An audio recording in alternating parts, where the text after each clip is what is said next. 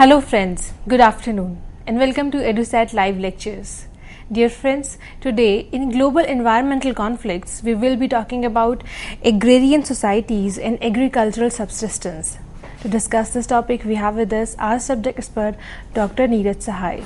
Dr. Sahai is Associate Professor in Department of History, Sri Venkateshwara College, University of Delhi.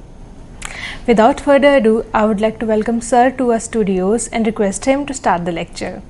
Welcome, sir. Thank you. Today the topic that we have taken is agrarian society, a case of early India. In this, we basically look at from post-Mauryan period, from post-Harappan period to early medieval centuries, and we'll try to look at the various stages of agrarian societies and how agrarian society actually evolves, and also what are the main distinct changes that one can see over a period of time, and how the society from a pre-state society to a complex society actually evolves. So this is basically that we are going to discuss as far as agrarian society of early India is concerned. Now let us first look at the objective. The objective that we have today is to look at the dynamism of agriculture expansion. Now what do we mean by the dynamism of agriculture expansion? If we look at agricultural expansion, we find that agriculture expansion takes place from a very early period, and till early medieval centuries we find that there are various stages of this agriculture expansion. Also, in this agriculture expansion, we find that it's a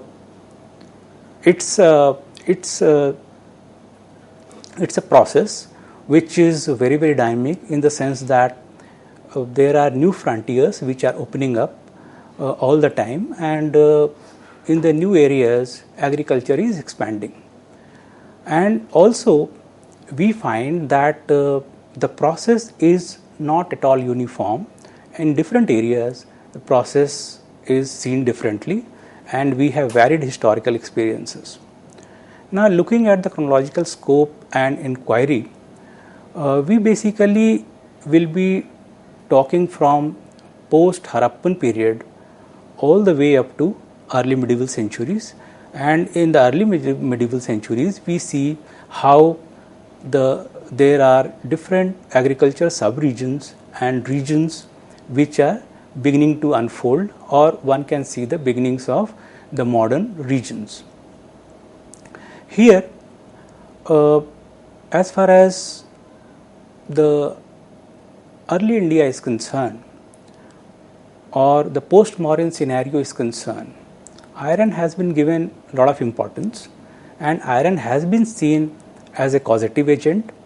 It is generally argued that iron helped in clearance of the forest of the middle Gangetic area, and with the clearance of this forest and tapping of this soil, which was alluvial soil, the forest could be cleared, and the fertility of the alluvial soil could be tapped, and this area was very, very productive, and iron is seen as a determinant as far as agriculture expansion is concerned. So the entire exercise of, or entire process of agrarian expansion is actually reduced to the role of iron, and iron is seen basically as some kind of technical determinant. Now there has been a debate, and people have tried to question iron as a technological determinant, and even the proponents of this iron and social change thesis have revised their position. Nevertheless, one can say that iron has been very, very important, and we will again be touching upon this aspect of iron. Also, the nature of society changes, because in newer areas, when agrarian expansion is happening, then the tribal population or the local population feels somewhat the need to acculturate themselves, and through this process of acculturation we find that there are changes. Also, there are certain compulsions on the part of those who are actually kind of fostering this kind of agriculture expansion. Obviously, these are done for the purposes of getting more and more revenue. Then there are several forces and categories. These are very, very important. When we look at the forces of, when we look at these forces are important because agriculture expansion actually is done through certain social categories. We have here the discussion on some of the agents. For example, whether slaves could be used for colonization of new areas, or the local population could be integrated in the whole process, and what were the benefits that were given to them. So, in this kind of scenario, we find that the geographical focus expands, and we find that from North India, or we can say from the epicenter, which was supposed to be the epicenter, that is the middle Gangetic area, we find that there has been a shift to Deccan and the other areas. Also, in these areas, there are varied historical experiences. Now, talking about the situation of agrarian society, how does one look at agrarian society to begin with, as far as the post-Harappan situation is concerned? As far as North India is concerned, we find that the Rig Vedic society was normally seen as a society which was marked by pastoralism, and in the later Vedic period it was believed that it could be agricultural society, or if not agricultural society, it could be a mixed society. However, what is certain is that the pastoralism is an important aspect, even though the Rig Vedic society was familiar with the agriculture, and in the later Vedic period, even though agriculture becomes important, however, pastoralism still continued. So, what the nature of society which existed in the early Vedic period was somewhat reversed in the later Vedic period. Now, we are generally told that slavery was very, very important. However, as far as early India is concerned, especially in the pre-Mauryan period, one can say pre-Mauryan and even in the Mauryan period, that there is no denial of the fact that slavery did exist, and however, it could only be used in the domestic sphere. Slavery, the term that we use normally, that we get is dasa, and the dasas were employed in the domestic sector. By no means one can say that slave in India, in early India, we had a slave mode of production. Also, we talk about various other important factors.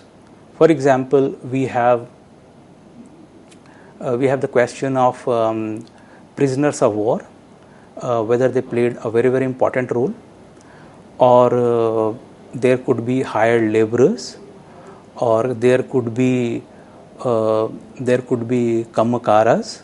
So there could be variety of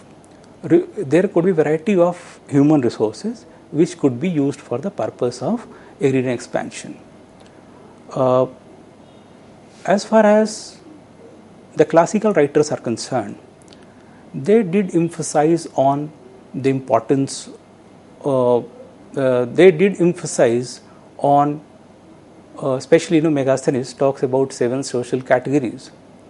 However, when it comes to the discussion of slavery, they did not find slavery in India. And in India, the slaves that existed were definitely in the domestic sphere only, and could never be compared with the situation in the West.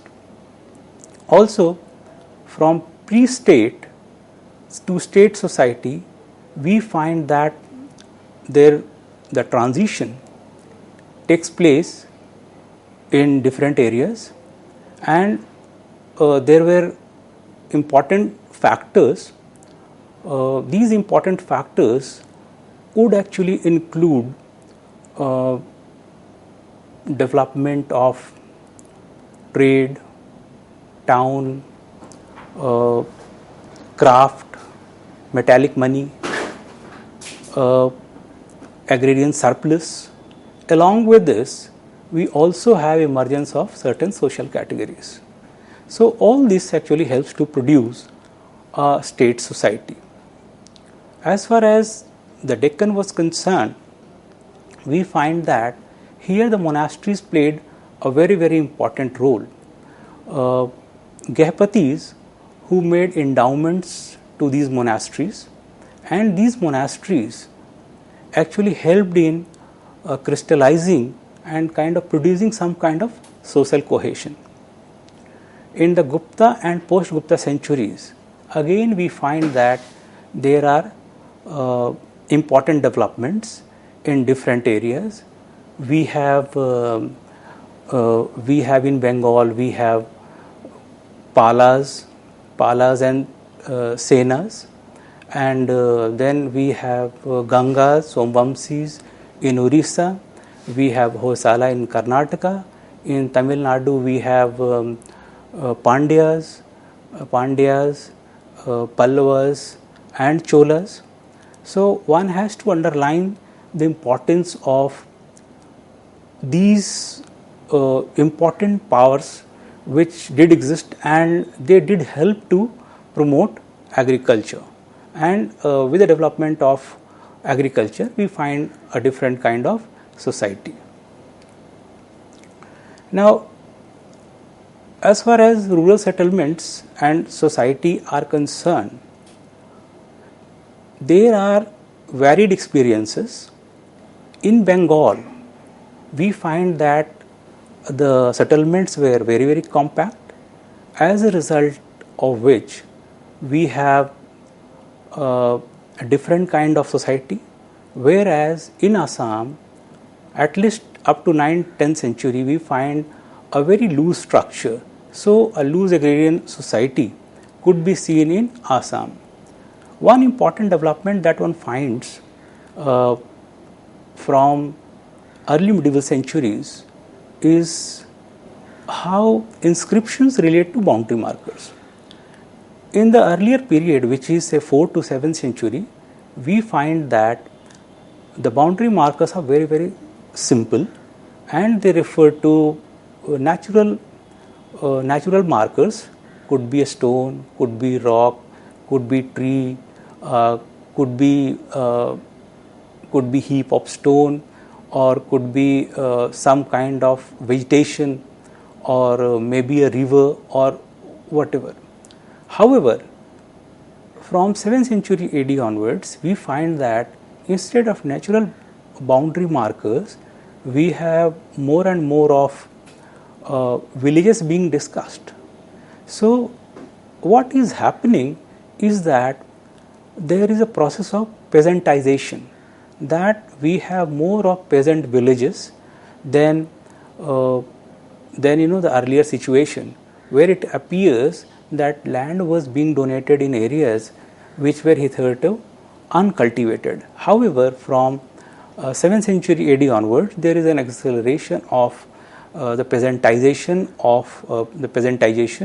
and we find that donations are being made in areas which were already under plough or which were already under cultivation.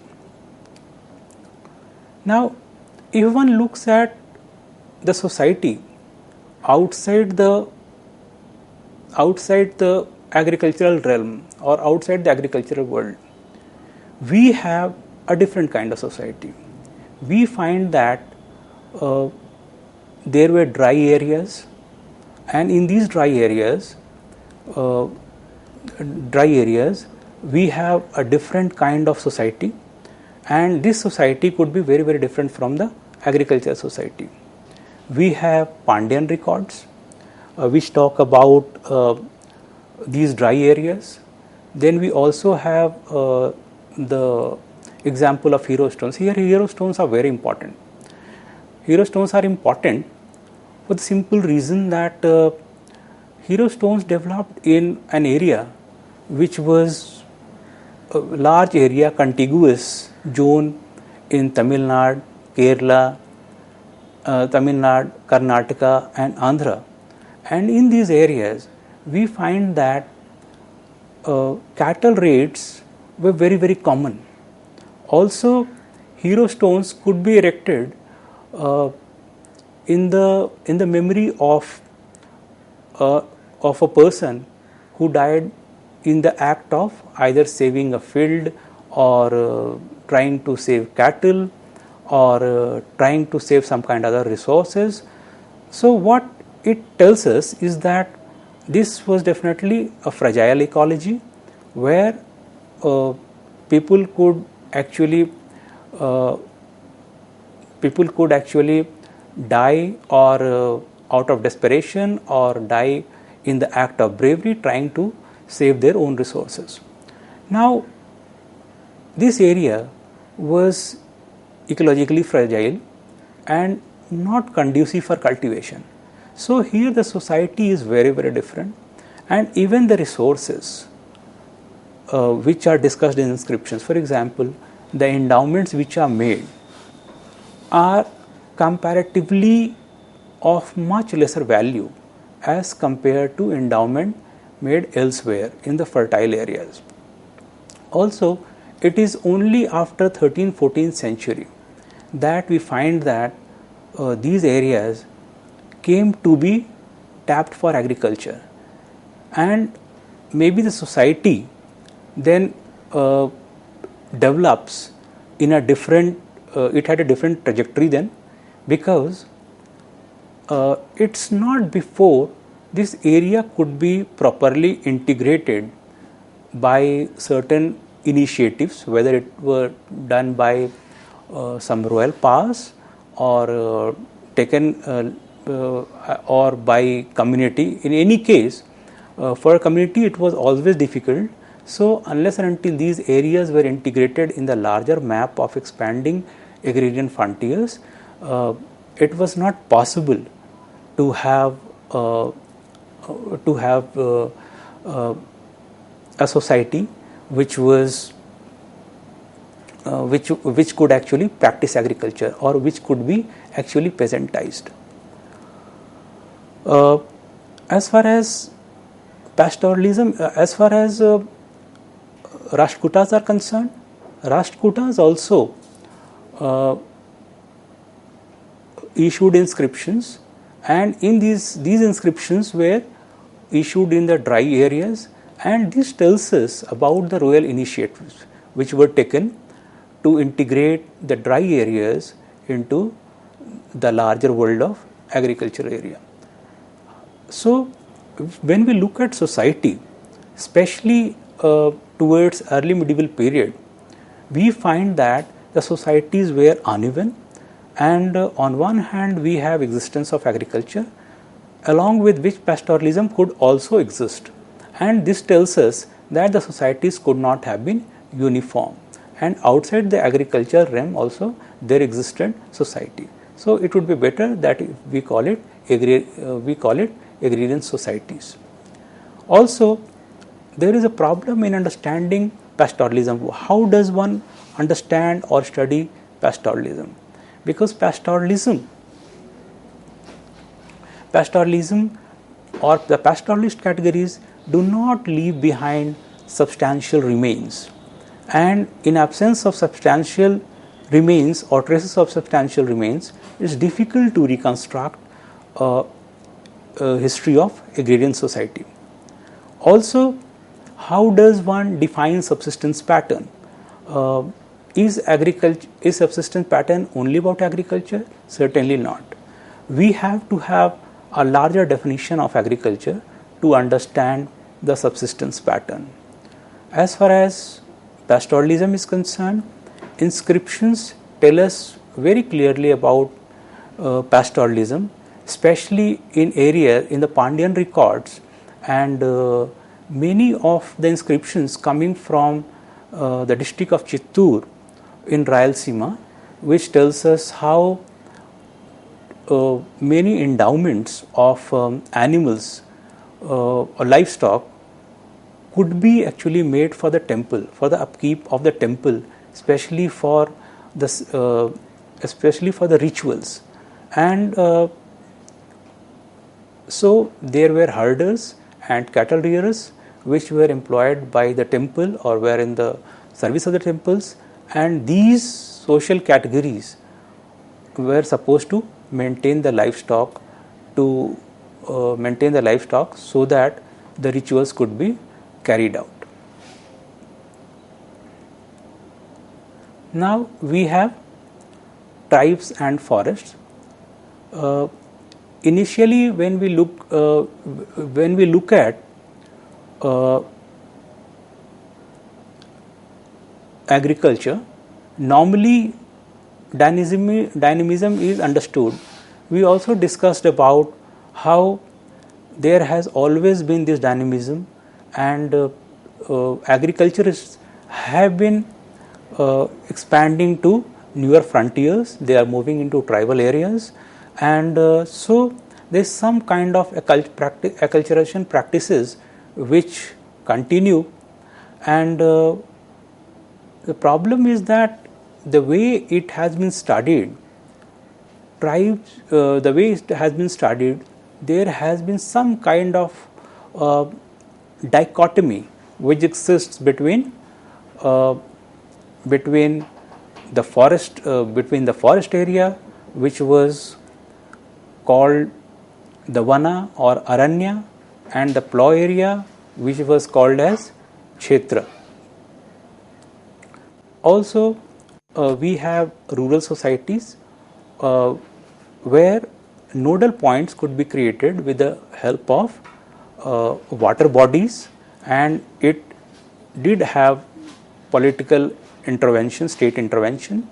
So, to conclude, one can say that society was differentiated, and one cannot look at society in a very uniform manner.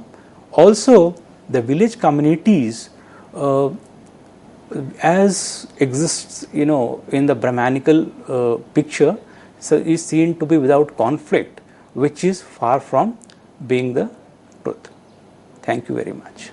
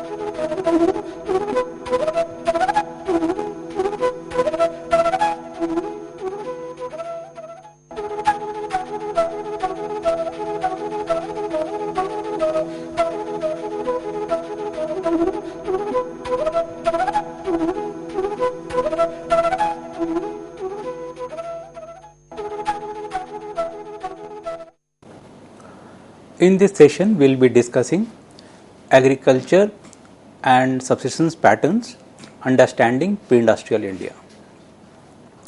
When we talk about pre-industrial India, we have to understand that we are talking about a different kind of economy. An economy where the production was technologically at a different level, what was not on a very massive scale and was not also revolutionary. Sometimes people think that it's kind of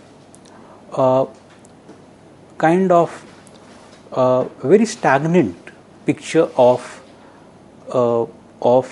agriculture, right from Neolithic all the way up to development of the industrial economy. However, one has to understand that this picture is not of status quo, and this picture is also not about a certain stagnant method or the mainstay of economy, that is agriculture, but it has a lot of dynamism. And as far as agriculture is concerned, within agriculture could have been the mainstay. However, there have been various phases of development of agriculture, and it is in this context that one has to look at the pre-industrial India. I will here largely be confining myself to the early India and early history. When we talk about early India, we largely take into cognizance early historic period as well as the early medieval centuries. Now, let us look at the vastness. It's very important for us to understand the vastness and variation of agricultural of subsistence pattern and of the way agriculture is practiced, right from shifting cultivation to slash and burn to plough agriculture. We find that there is a large range, but we cannot have a very uniform picture of agricultural expansion and the subsistence strategies. And whether it is North India or the peninsular India, we find that the picture is far from being uniform. And as far as the context is concerned, context of environment is very important. Environment is seen as surrounding, and here we are not going into the typical definition of biotic and abiotic factor. Here we take the definition of environment as largely the surrounding in which agriculture develops.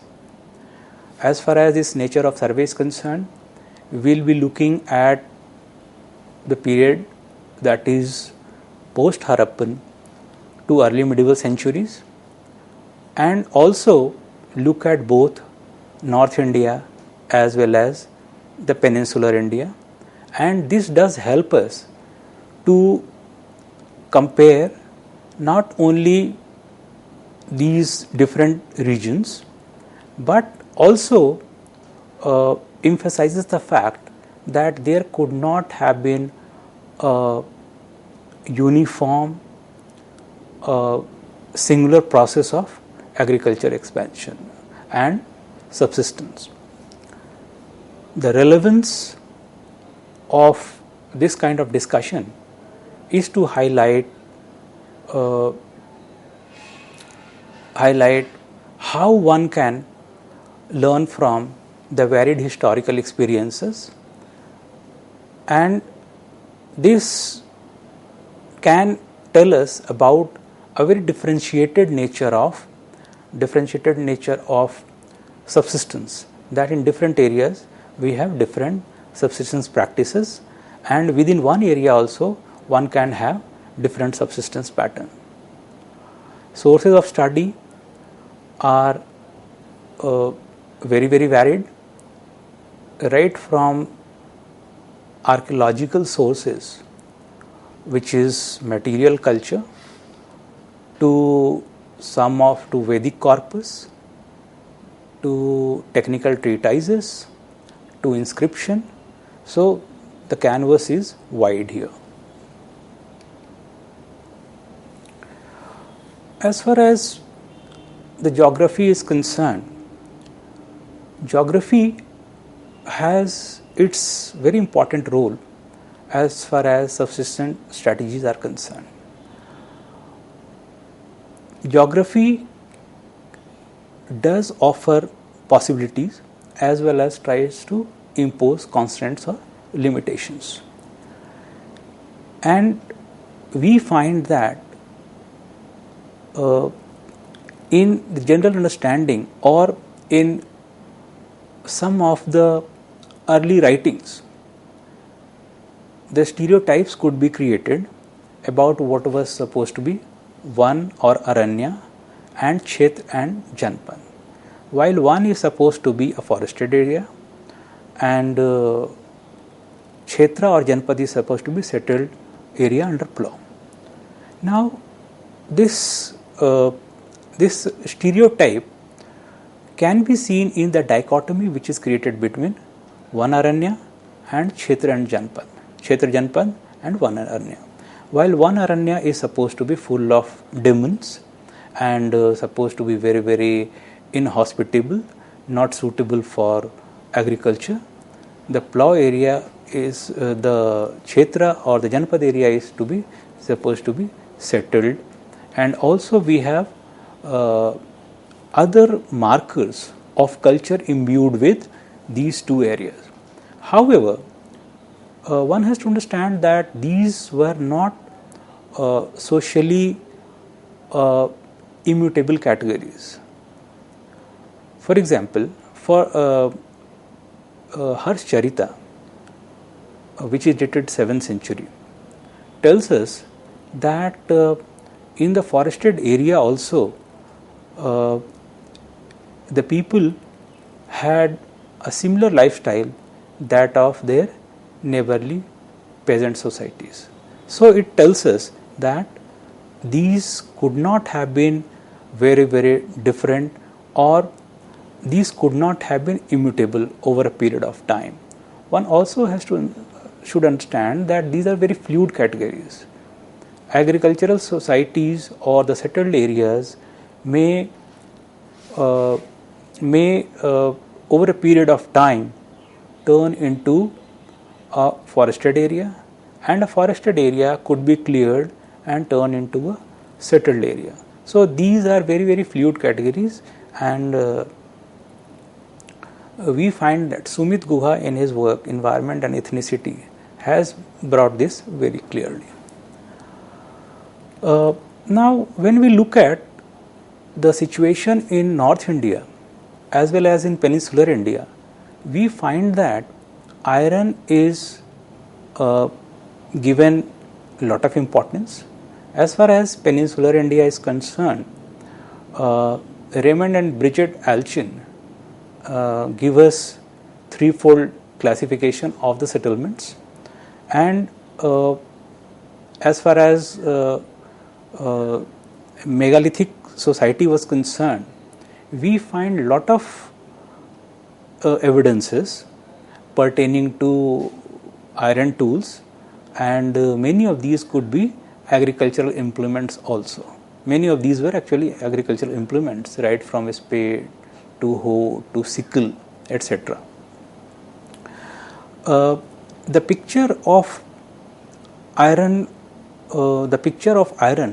and urbanization has been a very engaging debate as far as North India is concerned, with the likes of R.S. Sharma and many other proponents of iron and social change thesis. It was believed that the Gangetic area could witness transformation, and this potential could be seen in the use of iron. How the iron could be used for clearing up the forest, and how the use of iron could be done for both, on one hand for agriculture surplus, on the other hand for development of artisanal production, and these important factors actually led to a stratified society, and ultimately it also leads to development of state. Now, so iron is supposed to be very, very important as far as North India is concerned. However, there are many factors which tell us that this experience, historical experience, though it has been questioned even in the case of North India, and we have likes of Makhanlal who have effectively questioned the use of iron, especially as a technological determinant. For Makhanlal, urbanization with the help of iron is seen some kind of myth, that it could have been, urbanization was possible even without use of iron. Also, if we look at the crop pattern of the preceding period to NBPW, we do not find many discernible changes. Also, in the South India, in Deccan and Peninsular India, megalithic culture is supposed to be very, very important, and two defining features of megalithic cultures are actually iron and black and red ware. Now, iron did not help to produce urbanization in the megalithic society, but it is supposed to have produced urbanization in the Gangetic belt. Now, so this has been questioned on various counts, and initially the debate started with the discussion on issues like the time of use of iron, the popularity of iron, and now it has assumed importance in the sense that mere presence of technology is not important. The social receptivity is also very important. Along with iron technology, there could have been many other technologies that should be taken into consideration. So iron could have been important, but it definitely not was the sole factor. Situation in Deccan and Tamilakam is supposed to be very, very different. In Deccan, as far as the subsistence strategies are concerned, there are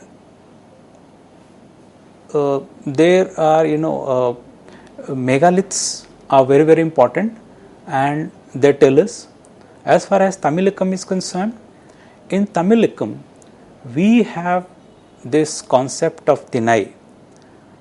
Thinai tells us about the different ecotypes, right from Kurinji, which was about hills and forests, where one could have a very different kind of subsistence strategy, to Mullai, which was low hills where pastoralism was possible, to Marutam, where plough agriculture was possible, to Palai, where the most important activity was plunder. So different kind of ecologies had important bearing on had important bearing on on subsistence pattern, and one cannot. It's very difficult actually to put these into straight categories, or to try and apply these in very strict historical terms. May not be possible. Nevertheless, this gives us an idea about the multiple subsistence patterns. Land reclamation was very, very important. Land reclamation tells us about how an agrarian society moves into a tribal area. Also, it tells us about demographic increase. With demographic increase, within families also, people would move to, the younger generation would move to occupy the cultivable wasteland, and so agriculture expansion takes place. There are various kinds of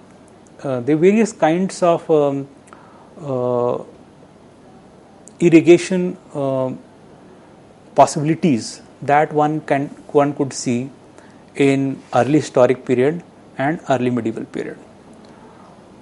Arthashastra itself tells us about various devices where hand could be used, devices where shoulder could be used, devices where water could be lifted, and it could be then channelized into fields, and then you have a kind of water wheel kind of a thing. So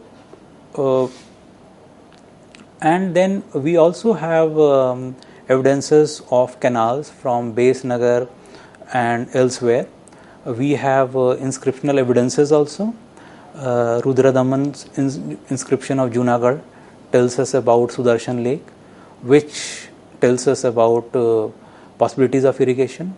Looking at a pan-Indian situation, it is possible to say that irrigation was practiced in a similar manner.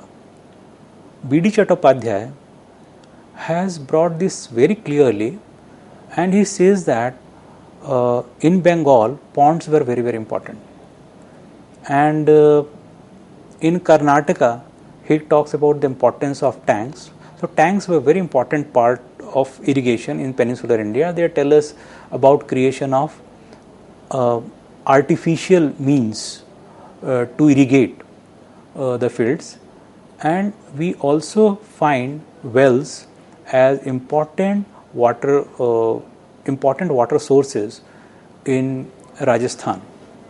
So in different areas there could be different kind of water resources, and they could be used for irrigation purposes. And within a certain region also, different kind of water resources could be used. In dry areas, we find that tanks were used, and especially in peninsular India. The subsistence strategies tell us that sub-regions were created in a very gradual manner, very phased manner. Not all the areas were could be open to agriculture simultaneously. So different areas were opened up at different point in time, and over a period of time we find that a larger area, or a kind of a formative phase of a region could be seen, where agriculture expands to almost all the areas within one large area, or within one region.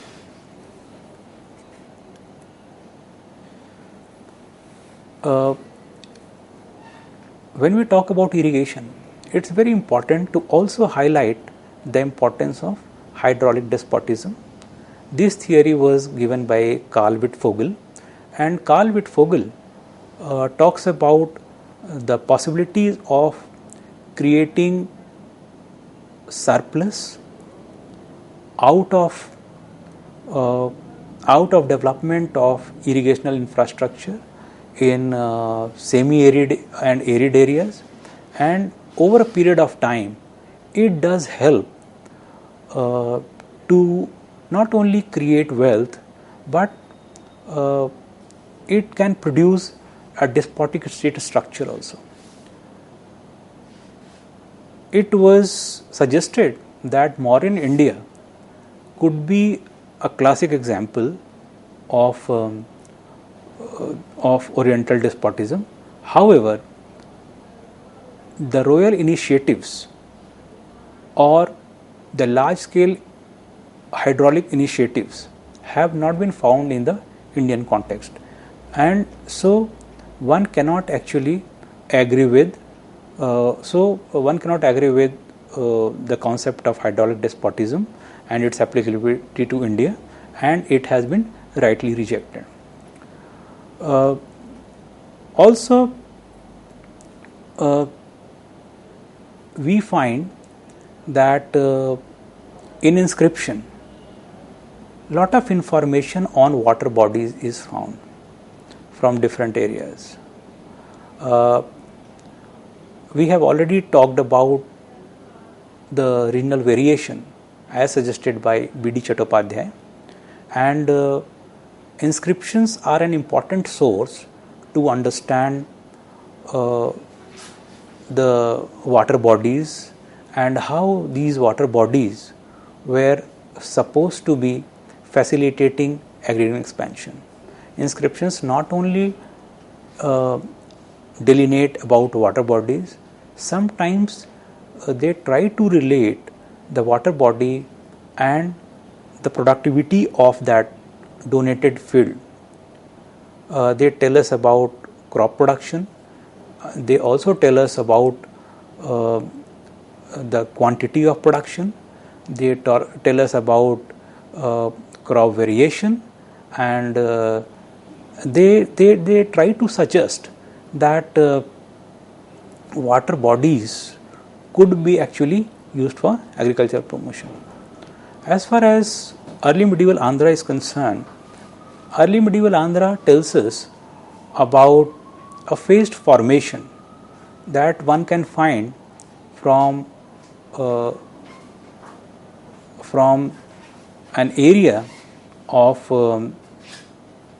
coastal Andhra to Telangana to Rayalaseema. And it was the coastal Andhra which was developed for agriculture initially, and in course of time we find that the drier areas of Telangana districts could be tapped, and that was done only after creation of water bodies, and it could be used for agriculture. And Rayalaseema could not be fully used as far as irrigation is concerned, and we do not find large evidences pertaining to Rayalaseema, at least till the development of Vijayanagar period.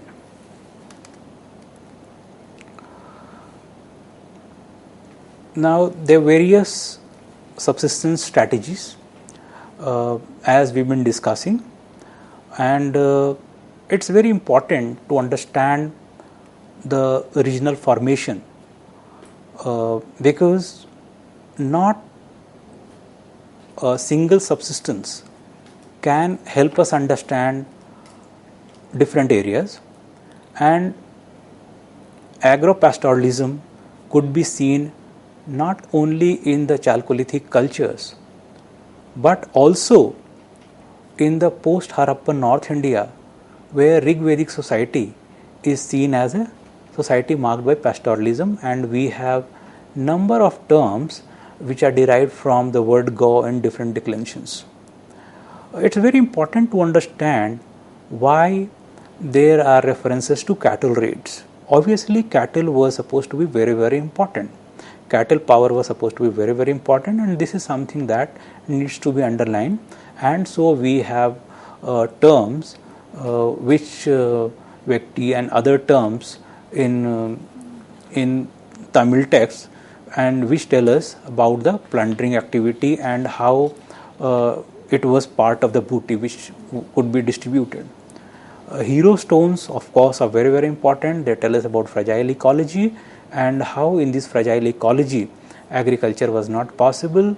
And hero stones perhaps tell us about a society which was on the periphery of the agricultural society, and where cattle rearing and herders and agriculturists, they could all form part of the larger society. There are various legends that tell us about the constraints in agricultural expansion. We have the work of Sant Themer, who talks about various legends. We also have certain legends which pertain to the Kakatiya period and which are found in the later historical memory, which tell us how the younger sons could be moved out of the household, and they tried practicing agriculture, but because that area was not conducive for cultivation, they had to switch over to sheep rearing, and this is done through number of legends. So this is how we find that various sub-regional and regional formations take place. Not all the areas are integrated at the same time and simultaneously. So over a period of time, different areas are integrated, and ecology is very, very important. State takes place. The state makes very important intervention, and this is also true of the medieval times, especially in North India, where one finds state taking a very, very important role, and also subsistence and geopolity were important hallmark of the medieval centuries in peninsular India. Thank you. On that note, I would like to thank sir for the very enriching discussion, and thank you, dear friends, for watching our show. Stay tuned and keep watching. Thank you.